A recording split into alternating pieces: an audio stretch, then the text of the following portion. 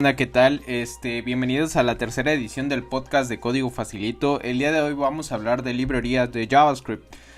No las tradicionales, porque la mayoría de nosotros ya conocimos jQuery, Angular, Ember, ese tipo de cosas, ¿no? Vamos a hablar de algunas otras que considero que pueden serles útiles y que son bastante utilizadas, tienen comunidad grande en general y sirven para cosas muy interesantes. La primera es una muy general y es D3.js.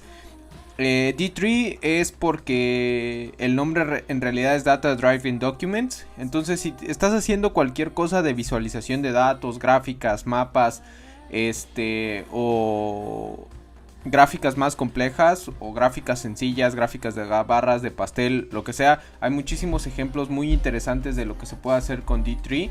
Entonces, es la librería estándar para hacer data visualization en web. Está muy interesante, utiliza SVG.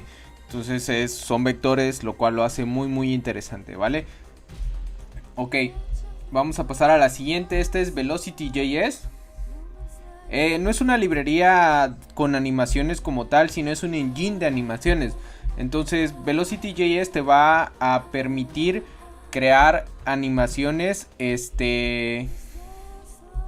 personalizadas hasta de un nivel intermedio, utilizando JavaScript y a través de una interfaz o una API que el framework ofrece. No es JavaScript puro, lo que lo haría más complejo, sino es una versión un poquito más avanzada y ligera a través de la cual puedes hacer animaciones. Entonces está muy interesante si lo tuyo es colocar animaciones de diferentes niveles de complejidad en tu página web, ¿vale?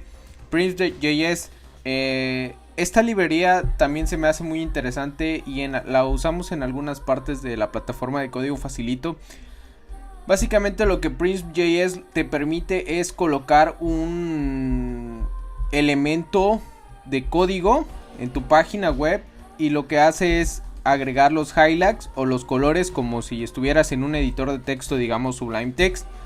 Entonces tú le indicas qué lenguaje a Prince.js vas a colocar en el elemento y Prince va a hacer highlight utilizando expresiones regulares de las propiedades del lenguaje, ¿ok? Entonces aquí pueden ver cómo el código con el que puedes utilizar Prince está formateado utilizando la misma librería de Prince.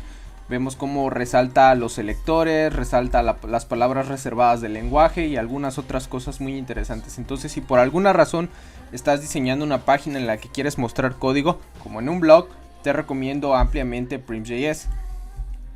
Masonry. Este efecto de que los elementos se adaptaran en una grilla así muy interesante que no es tan básica y que toma en cuenta no solo la anchura de los elementos sino la altura de los mismos, la puso muy de moda Pinterest. A partir de ahí salieron varias librerías muy interesantes para simular el efecto en tus páginas web. Esto te permite crear layouts mucho más interesantes que los que puedes hacer con puro CSS. Una de las principales y probablemente la estándar es Masonry. Utilizando Masonry y jQuery puedes simular el efecto que se puede ver aquí en la misma página, como los elementos tienen diferentes alturas pero el mismo ancho y se adaptan a los espacios que los mismos elementos van dejando. Es responsivo, entonces también es una librería muy interesante que te invito a que cheques. Todos los links, recuerda, están en la descripción del video. Ace.js, este es como Prince pero es muchísimo más complejo, ¿sale? Este también es un editor de código para internet. Se me hace una de las cosas más interesantes que existe.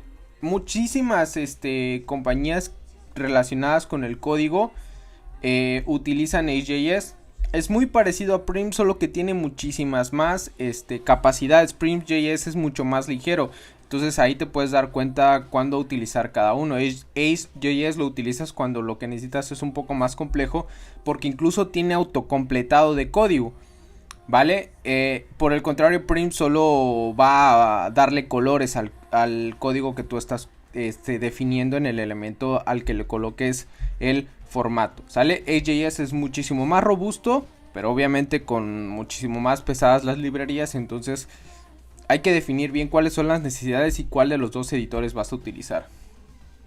JS Capture me gusta también mucho porque está utilizando algunas de las capacidades de WebRTC que todavía no están estandarizadas, pero que te permiten capturar lo que estás haciendo en tu escritorio, utilizando Vanilla JavaScript, que es JavaScript crudo, por así decirle, JavaScript sin otros plugins, ¿sale? Como ves aquí, pues solo funciona para Google Chrome, Canary o Chromium. Entonces, todavía es algo que está en un estado todavía muy pronto, digamos. Todavía falta para que esas APIs que utiliza JS Capture se estandaricen y estén en todos los navegadores.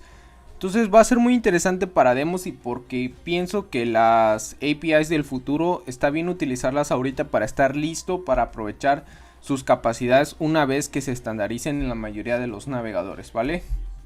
Ok, Moment.js. Moment.js es muy interesante porque te permite hacer parsing, validar, manipular y desplegar fechas en JavaScript. Aquí vemos cómo te permite formatear la fecha. Esta normalmente es la fecha en cómo se despliega un objeto date de JavaScript. Pero si te das cuenta te permite mostrar el día, la hora, el día y el año y el mes. Tiempos relativos, que es muy interesante. Entonces hace 3 años, en 4 horas, hace 1 minuto. Entonces tiene muchísimas capacidades. Y si estás buscando desplegar fechas en tu página web, recuerda que las redes sociales pues pusieron muy de moda esto de los tiempos relativos al colocar las fechas para sus publicaciones. Por ejemplo, en Twitter no vas a ver la hora como tal en que se publicó el tweet, sino verás hace 5 minutos, hace 400 días, hace 2 horas, etcétera. Entonces está muy interesante lo que hace Moment.js. Ease.js también se me hace que tiene mucho poder, pero tiene un campo o una utilidad muy específica. Te permite validar tipos, expresiones regulares, presencia, tiempo y muchísimo más. Aquí mismo vas viendo el demo. Aquí, por ejemplo, está analizando si el arreglo está ordenado, si esto es una tabla, si es booleano, si es un email. Entonces, tiene muchísima utilidad para que lo coloques en tus scripts y hagas uso de el validador en tu código. Hasta checa navegador, todo eso lo vamos viendo aquí en el demo. Entra a easejs.com, o más bien checa el link correctamente en la descripción del video para que revises todas las capacidades de la librería. Y por último, uno un poco más general, pero que vale la pena mencionar, jQuery UI, que tiene muchísimas cosas interesantes como autocompletados. Es una de las cosas que más utilizo. Sé que muchas personas utilizan el date picker de jQuery UI. Así también tiene progress bars, spinners, tooltips, un montón de cosas. jQuery UI fue una de las primeras librerías de user interface antes de que se pusieran de moda los frameworks web como Bootstrap.